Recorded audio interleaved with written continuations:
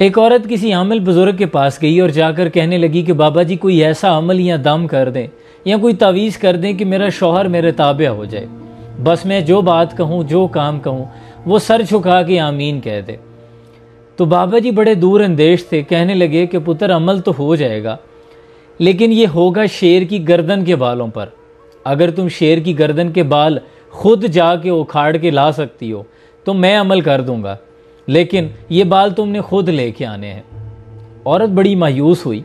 मायूस होकर जब अपनी सहेलियों के पास आई और आकर बताया कि बाबा जी ने ये कहा है, तो एक सहेली कहने लगी कि ये कोई इतना मुश्किल काम नहीं, नामुमकिन तो नहीं है, तुम ये कर सकती हो। तो उसने कहा कैसे हो सकता है? तो कहने लगी कि तुम 5 या 10 किलो गोश्त रोज़ जंगल में ले जाकर जहाँ शेर आता है वहाँ फेंक दिया करना।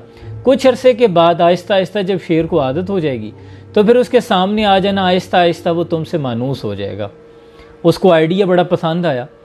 उसने डेली बेस पे ये करना शुरू कर दिया। जंगल गई, जाके शेर के सामने गोश्त फेंका जहाँ वो आता था, झाड़ियों के पीछे छुप गई। आहिस्ता आहिस्ता फिर एक रोज़ उसने सामने आकर गोश्त फेंका शेर को, ताकि शेर को इस बात का पता चले कि उसकी खिदमत कौन करता है।